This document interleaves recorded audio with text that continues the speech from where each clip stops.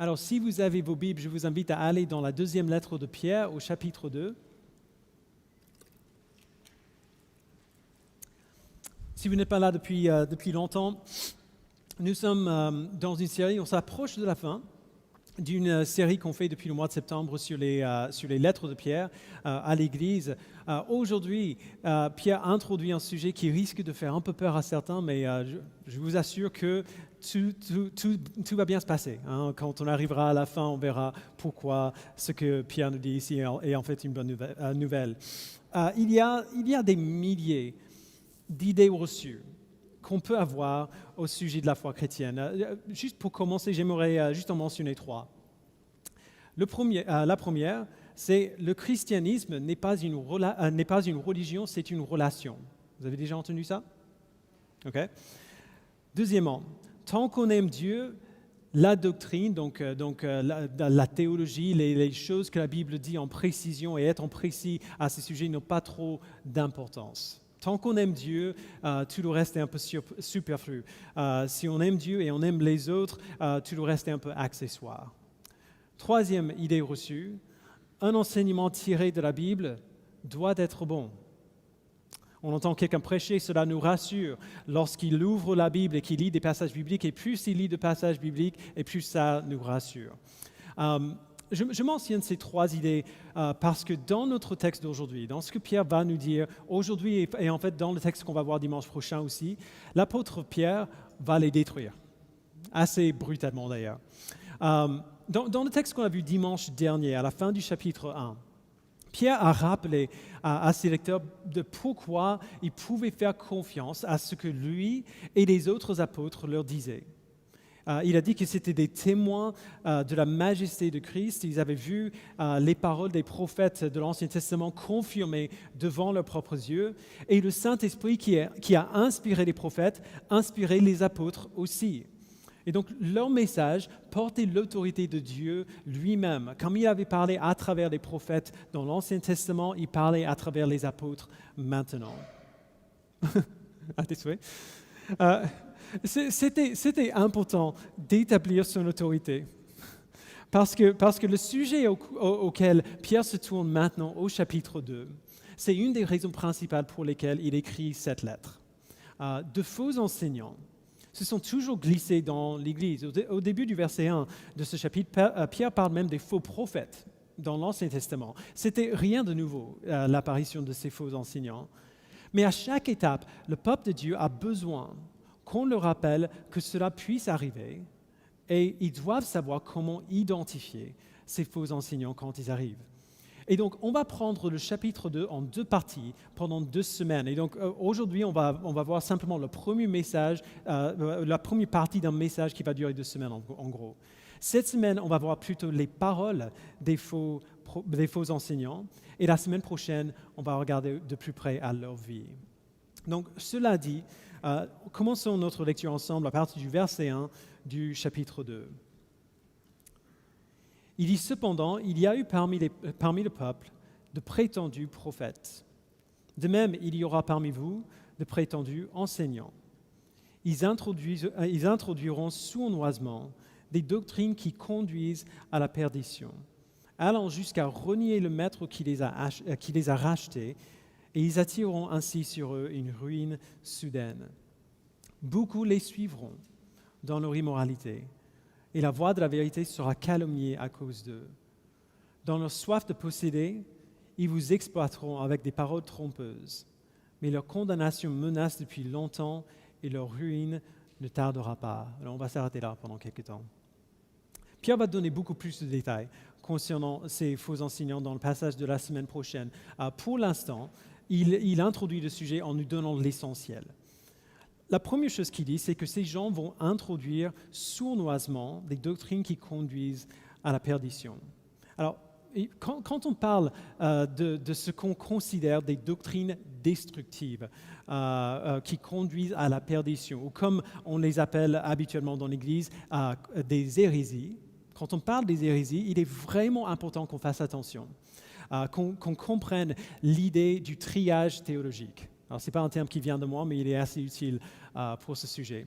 S'il y a un accident de voiture avec plusieurs blessés, ils sont tous admis aux urgences en même temps. Les docteurs vont faire du triage parmi les patients. Ils vont les examiner rapidement et décider quelles blessures sont les plus sérieuses et ils vont soigner ces gens d'abord. C'est une façon d'établir des priorités suivant la gravité du problème.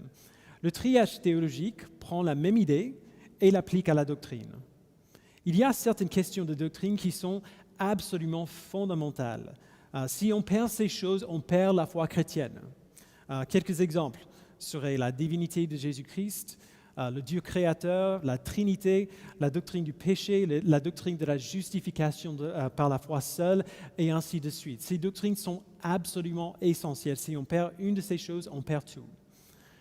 Et puis, il y a d'autres sujets qui sont certainement importants, mais qu'on peut renier tout en restant chrétien.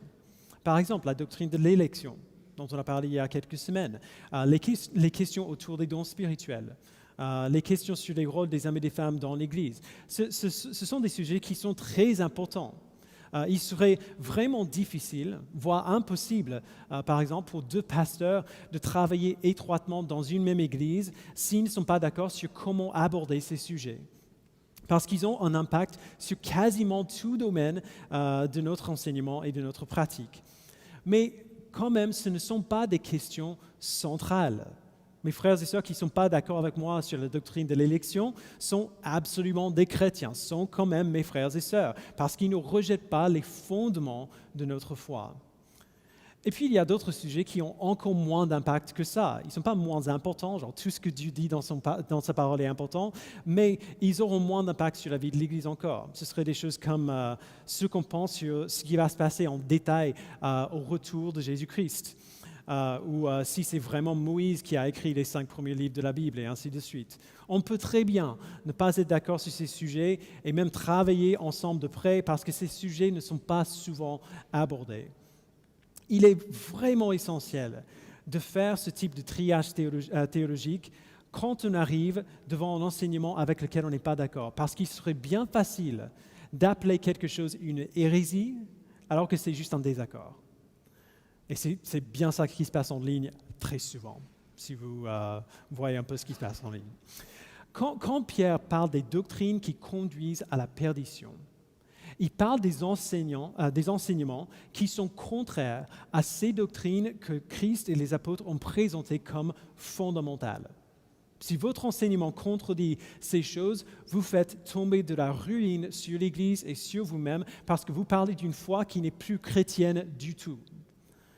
Et nous voyons cela même au verset 1. Il dit « Par ces doctrines dangereuses que ces gens apportent, ces enseignants qui se sont glissés dans l'Église renient le maître qui les a rachetés. » Alors, le langage de Pierre est un peu difficile ici.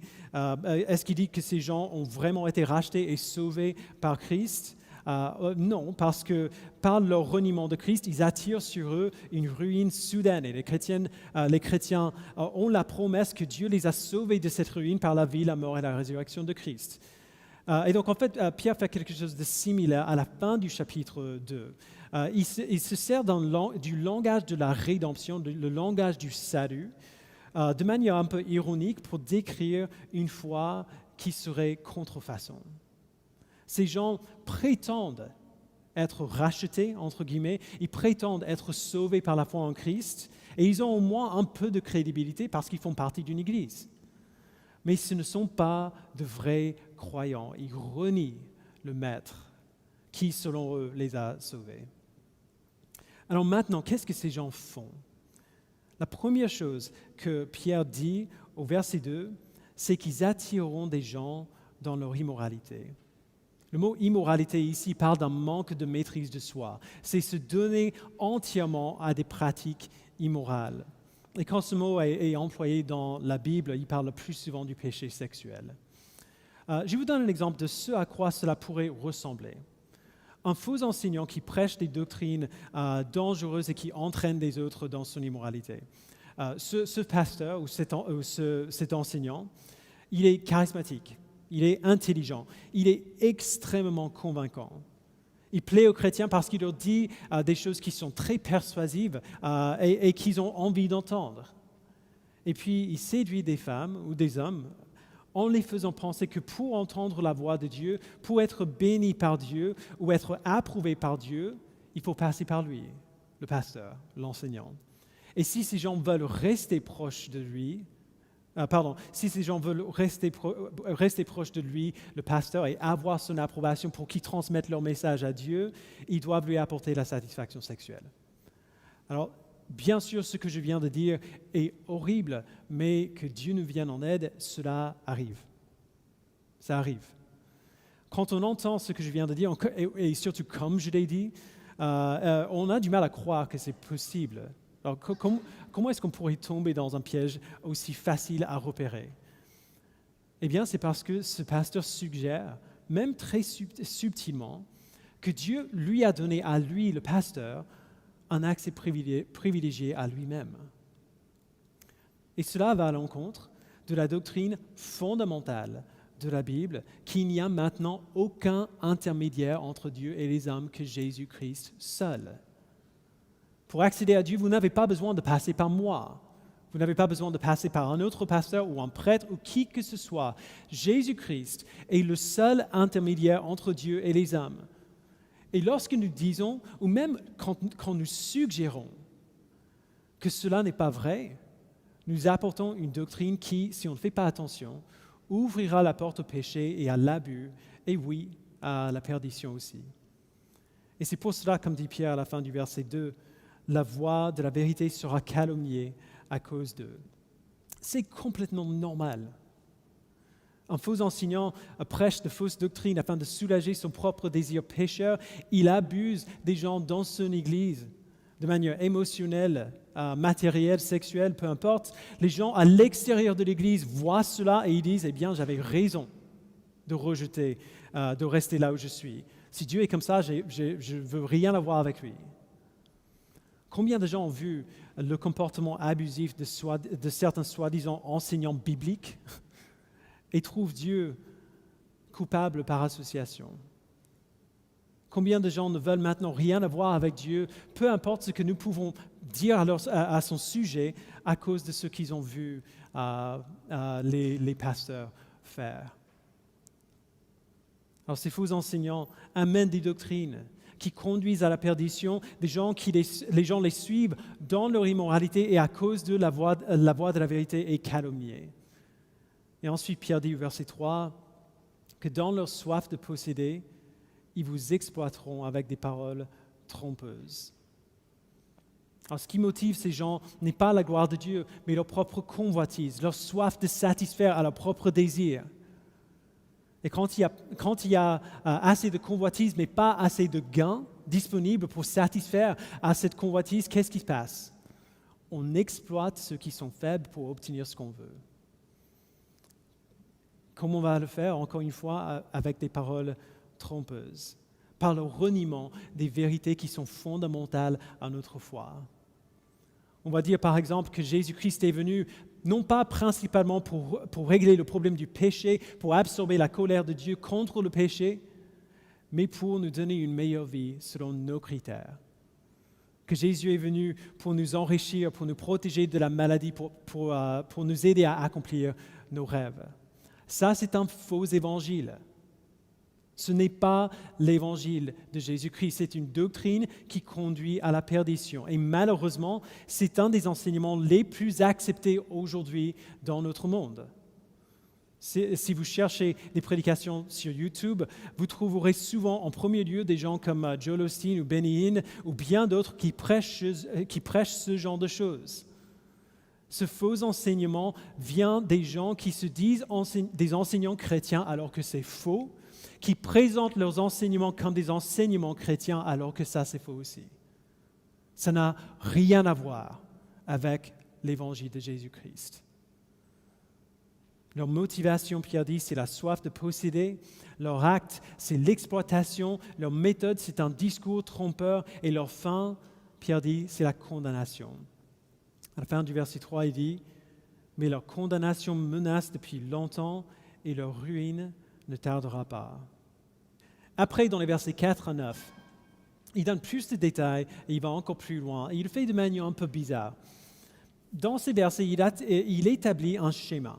Il dit, Dieu a fait ceci, Dieu a fait ceci, Dieu a fait ceci, et donc, Dieu fera cela. Alors, c'était une forme d'argument fréquente qu'on voit dans le judaïsme. C'est une preuve rabbinique qui passe d'une idée mineure vers une idée majeure. Donc, si A est vrai, combien de plus B doit-il aussi être vrai? Et donc, essentiellement, Pierre étale son idée mineure dans les versets 4 à 8, et puis il donne son idée majeure dans les versets 9 à 10. Et on va voir le verset 9 aujourd'hui et le 10 la semaine prochaine. Il raconte une série de choses qu'on voit Dieu faire dans l'Ancien Testament, et puis il dit pourquoi il dit tout cela. Alors, on va juste les prendre un par un. Verset 4 d'abord. En effet, Dieu n'a pas épargné les anges qui ont péché, mais il les a précipités et enchaînés dans l'abîme, là où règnent les ténèbres, pour qu'ils y soient gardés en vue du jugement. Alors, les passages qui racontent ce premier événement sont un peu obscurs, mais le Nouveau Testament l'affirme plus d'une fois que c'est bel et bien arrivé. On voit la même chose dans Jude verset 6, Matthieu 25, Apocalypse 20 et ainsi de suite. On ne va pas en parler en détail aujourd'hui sur la question de la liberté des anges, de pourquoi ils ont péché s'ils étaient au paradis. Ce n'est pas le but de ce que dit Pierre. On n'a pas le temps de faire ça et franchement, je ne sais pas ce que je dirais si j'avais le temps. Mais ce qui importe pour Pierre ici, c'est que les anges ont péché et ils ont été jetés en enfer par Dieu jusqu'au jugement au retour de Christ. La raison pour laquelle c'est remarquable, c'est que ce sont des anges quand même. On présume qu'ils sont nos supérieurs de quasiment toutes les manières possibles. Ils sont puissants, ils sont magnifiques, ils sont glorieux et ils ont reçu la condamnation pour s'être rebellés contre Dieu. Après, verset 5. Il n'a pas non plus épargné l'ancien monde, bien qu'il ait sauvé 8 personnes, dont Noé, ce prédicateur de la justice, lorsqu'il a fait venir le déluge sur un monde impie. Le sentiment dominant, je ne sais pas si vous avez déjà essayé de lire cette partie de la Bible avec un non-croyant, le sentiment dominant d'un lecteur moderne quand il lit l'histoire du déluge dans la Bible, dans Genèse 6 et 7, c'est un sentiment d'injustice. C'est un peu notre réaction instinctive. Tuer toute l'humanité, sauf une famille, même si la Bible dit clairement que toutes les pensées des cœurs de ces personnes se portaient constamment et uniquement vers le mal, c'est ce qu'il dit dans Genèse 6, verset 5, on pense toujours que Dieu les a jugés quand même assez sévèrement. Un déluge sur le monde entier, c'est quand même dur. Nous aurions préféré voir une tentative de restauration. Allez, tu peux le faire, change. Un peu comme ce qu'on voit Jésus faire dans ses évangiles, changer d'attitude. Ce qu'on voit Pierre faire avec les foules à Jérusalem, et ainsi de suite. On veut bien les voir réhabilités plutôt que tués sur le champ. Mais nous avons ce sentiment parce que nous sous-estimons, comme on fait toujours, gravement le péché. Nous avons cette idée que certains péchés sont vraiment néfastes, comme le meurtre, mais que le péché lui-même, de manière générale, n'est pas si mauvais que ça, parce que tout le monde le fait.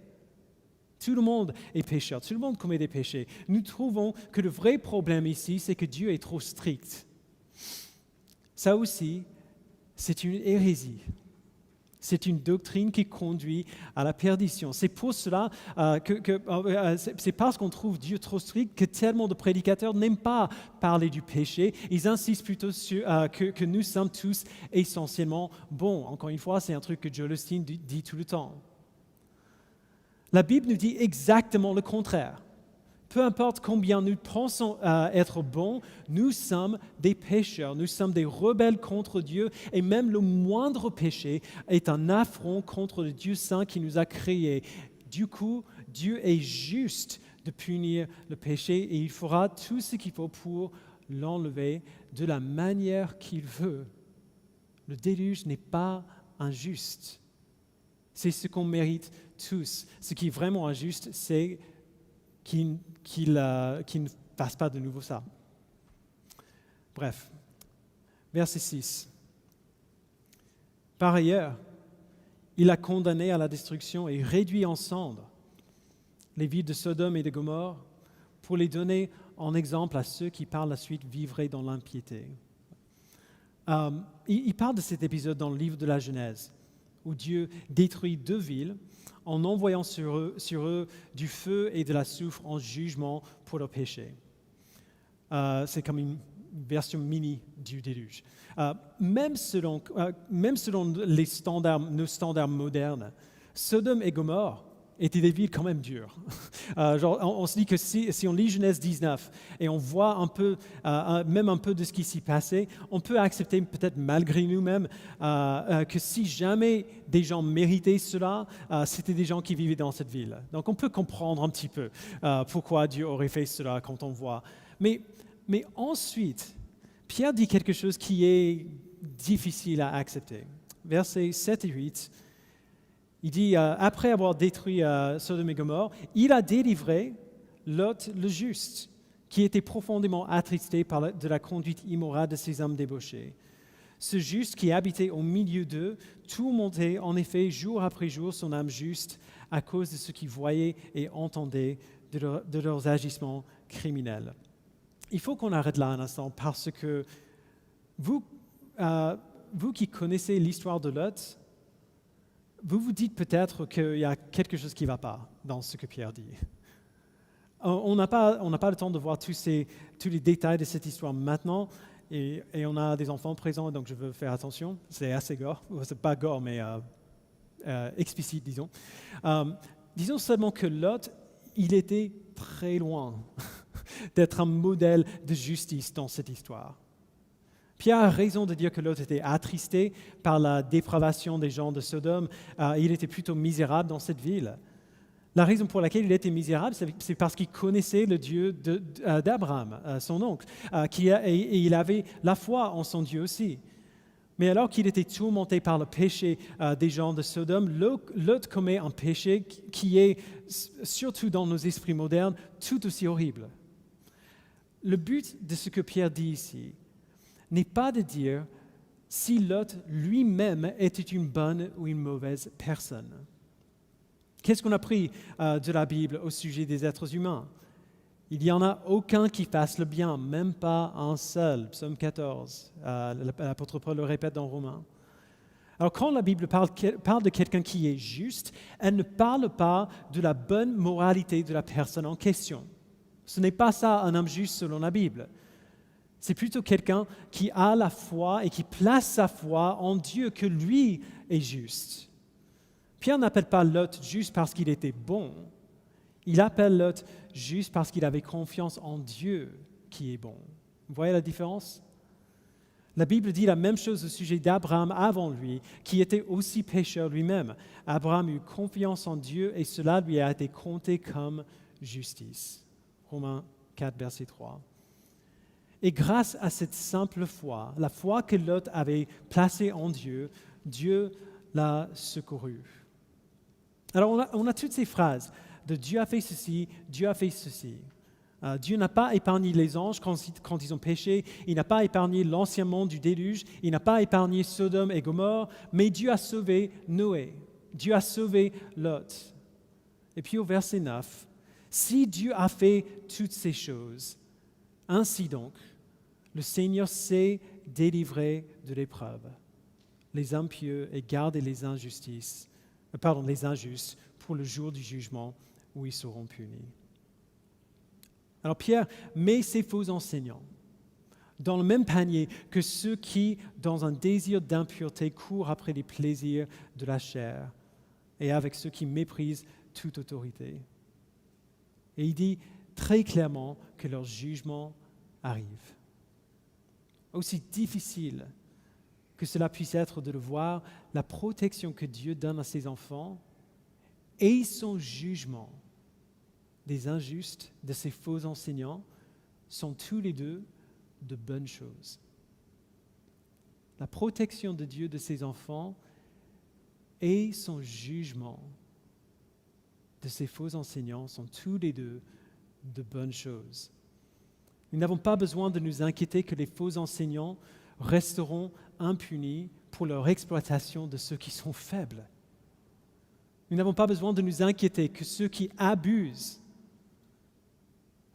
que les pasteurs qui abusent des gens dans leur église en prêchant des faux enseignements et en se servant de ces faux enseignements pour satisfaire à leurs propres désirs pécheurs, resteront impunis.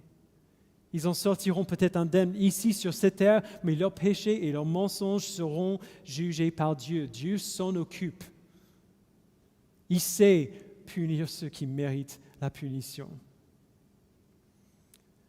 Et en même temps, nous n'avons pas besoin de nous inquiéter que le peuple de Dieu sera indéfiniment égaré par ces faux enseignements. Dieu sait protéger son Église de la fausse doctrine. Il sait protéger son Église des faux enseignements. Un exemple merveilleux de cette protection, on peut voir dans les credos historiques. Un credo, ou comme on dit parfois un symbole, pour le dire simplement, c'est un résumé de la foi chrétienne. On a fait tout un atelier il y a un peu plus d'un an sur le symbole des apôtres. C'est un résumé des enseignements principaux de la Bible, ces sujets de première importance que nous avons mentionnés au début. Pratiquement chaque credo historique de l'Église que l'Église a été écrit en réponse à un faux enseignement qui était survenu dans l'Église. R.C. Sproul dit que toutes les hérésies avec lesquelles l'Église a dû lutter ont été difficiles et destructrices, mais à chaque époque, l'apparence des hérésies a obligé l'Église à aiguiser sa définition et sa confession de la vérité. Lorsque Arius a renié la divinité de Christ, l'Église s'est rassemblée à Nicée pour déclarer la pleine divinité de notre Seigneur dans ce qui est devenu le symbole de Nicée. Lorsque Eutychus et Nestorius ont proclamé leurs hérésies au 5e siècle, l'Église s'est rassemblée à Chalcédoine et a apporté plus de définition et de précision à notre foi dans le symbole de Chalcédoine. Nous avons maintenant ces merveilleux résumés des points principaux de la foi chrétienne qui sont tellement courts qu'on peut facilement les mémoriser et si clairement exprimés qu'on peut s'appuyer dessus pour nous aider à nous souvenir des fondamentaux de notre foi. Tout ça parce que Dieu sait protéger son Église de l'hérésie. Alors la question, c'est que qu'est-ce que nous on fait avec tout ça? Genre nous, chrétiens à Paris au XXIe siècle, comment prendre un passage qui parle de faux enseignants et en sortir quelque chose, une application claire pour nous, ou plutôt pour vous, je dirais, qui n'êtes pas nécessairement des enseignants. Moi, comme je prêche chaque semaine, je lis ce texte comme un avertissement assez brutal.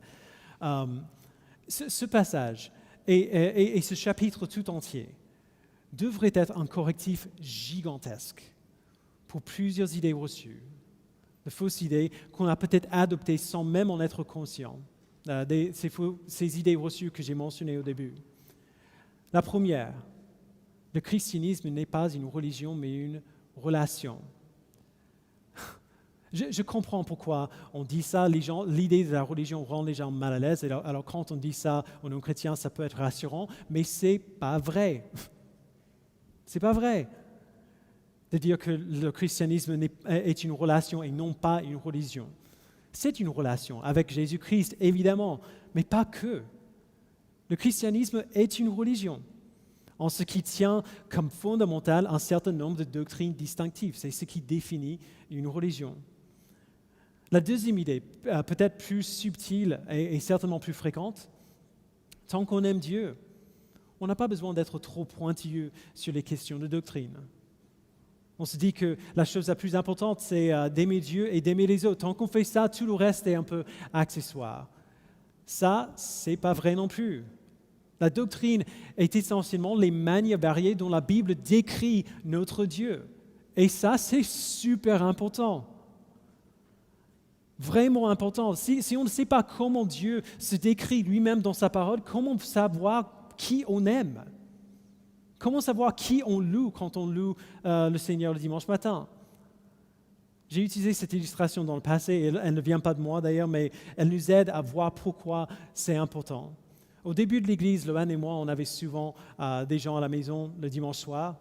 On passait beaucoup de temps à dîner ensemble, à discuter avec eux. Imaginons qu'à un de ces dîners, je me vante envers eux à propos de ma femme. Mon amour pour elle juste dégouline. Je parle de pourquoi elle est si incroyable, comment elle est belle, comment la première fois où j'ai vu ses cheveux blonds et ses yeux bleus, j'étais fou amoureux. Puis j'ai appris qu'elle adore la science-fiction comme moi, qu'elle aime les tours de magie comme moi. Comment j'adore son témoignage de comment elle a grandi dans l'Église et a toujours aimé Jésus. Alors tout ça, c'est beau.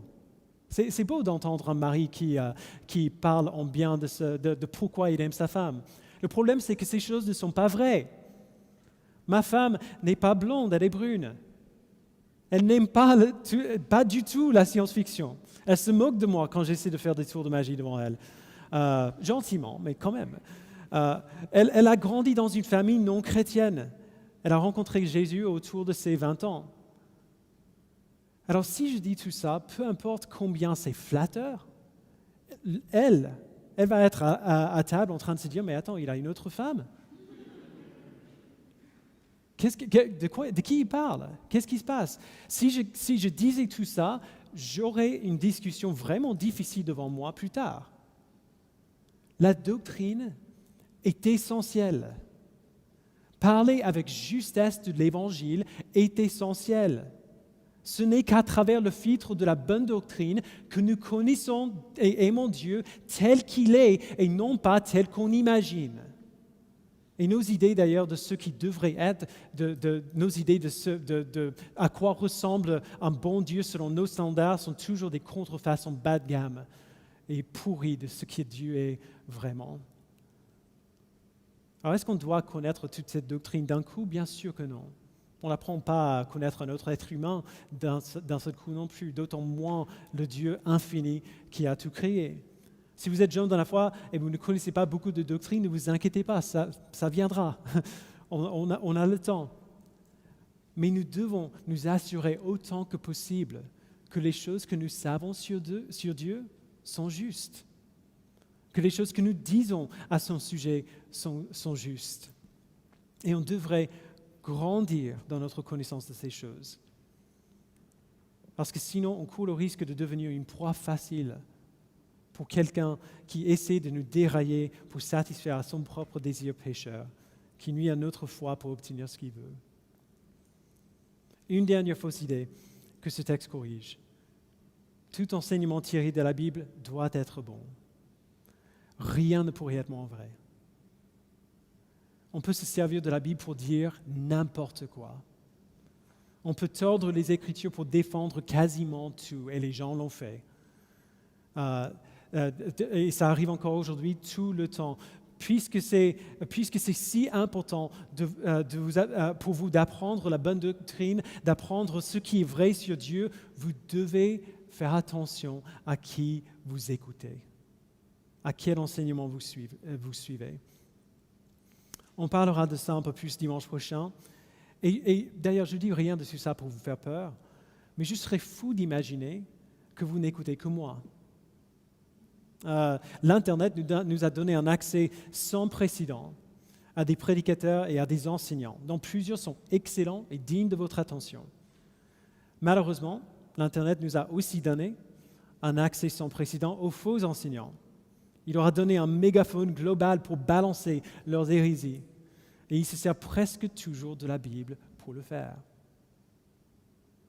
Et malheureusement aussi, l'Internet n'a pas encore fourni un bon moyen d'identifier ces faux enseignants. Les faux enseignants ne sembleront pas nécessairement faux au premier abord. Ils vous diront ce que vous voulez entendre. Et quand on entend ce qu'on veut entendre, on trouve ça assez difficile à rejeter. Alors pendant que vous vous nourrissez spirituellement, faites très attention à la manière dont vous écoutez. Ne croyez pas en enseignant sur parole. Je vous en supplie, surtout si vous êtes jeune dans la foi et vous n'avez pas encore beaucoup d'expérience, n'imaginez pas que chaque homme ou chaque femme que vous voyez sur YouTube avec une Bible dans la main est digne de confiance.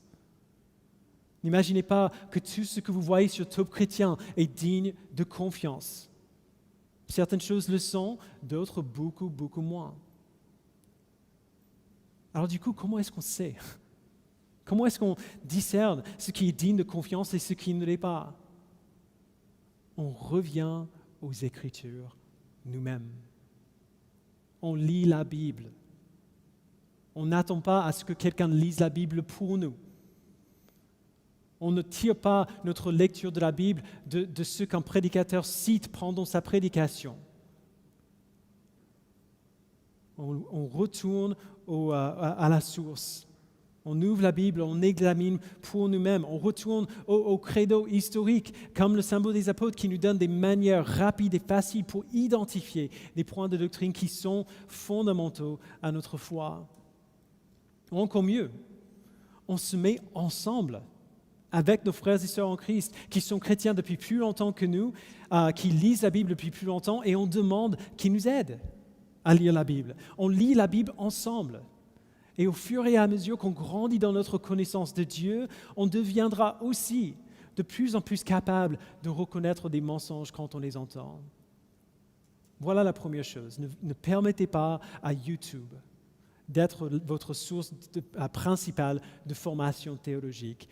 Allez à la parole et voyez pour vous-même ce qu'elle dit. Voici la deuxième chose et je termine avec ça. Pierre nous donne deux exemples d'hommes que Dieu a secourus des épreuves, Noé et Lot. Dans les deux cas, ces hommes étaient des pécheurs. Noé était ivrogne et Lot, c'était probablement le pire papa de l'histoire, ou un des deux pires qu'on voit dans la Bible. Tout de même, ils ont fait confiance à Dieu pour les secourir. Ils croyaient que dans l'épreuve qu'ils traversaient, ce n'était pas à eux de trouver un moyen de s'en sortir, que Dieu viendrait à leur secours. Même si nous sommes entourés de faux enseignements et nous sommes inquiets que nous tomberons dans leur piège, nous pouvons faire confiance à Dieu. Il sait délivrer ses enfants. Il sait protéger ses enfants des faux enseignants. Alors, on doit être sur notre garde, oui. On doit apprendre, on doit grandir dans notre connaissance de la doctrine. Mais on n'a pas besoin de s'inquiéter de ne pas savoir assez de choses. Comme Pierre dit, Dieu nous a donné tout ce qui est nécessaire à la vie et à la piété. Il sait ce qu'il faut savoir et il sait protéger son Église. Et donc on peut grandir sans crainte, qui le fait bel et bien, tout en faisant attention à la manière dont on écoute. Je vous invite à prier.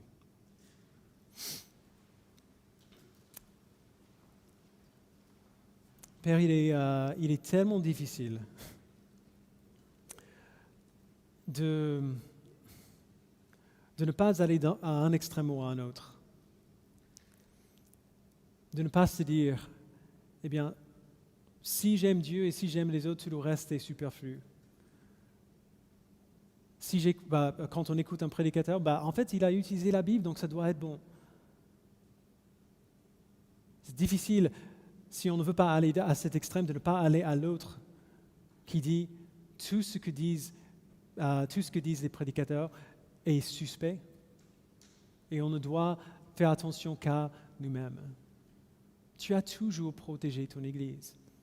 Tu as toujours pourvu de bons enseignants, de bons bergers à ton Église pour nous aider à lire la Bible avec justesse. Tu nous donnes aujourd'hui de profiter de l'expérience, de 2000 ans d'expérience de l'Église chrétienne, afin de pouvoir mieux discerner ce qui est vrai et ce qui est faux. Alors maintenant, on a besoin de faire la part des choses et d'apprendre à discerner ces choses. Pour cela, Père, devant ces tâches, c'est assez intimidant. C'est difficile de ne pas être inquiet qu'on ne sera pas à la hauteur, qu'on ne sera pas à même de relever ce défi. Mais Père, tu sais protéger ton Église. Tu sais donner aux membres individuels de ton Église ce qu'il faut pour qu'ils s'entraident les uns les autres. Tu nous as donné la mission d'être des disciples qui font des disciples. de nous aider les uns les autres à savoir ce à quoi cela ressemble de suivre Jésus-Christ, d'aimer Jésus-Christ, de connaître Jésus-Christ. Je prie, Père, que tu nous donnes de ne pas essayer de faire ce travail tout seul, de ne pas soupçonner tout le monde à part nous-mêmes, mais de faire confiance à nos frères et sœurs en Christ, à ton esprit, pour nous aider à grandir en discernement, pour nous aider à grandir dans notre connaissance de ta parole, afin de pouvoir identifier les mensonges quand on les entend et de ne pas tomber dans les travers.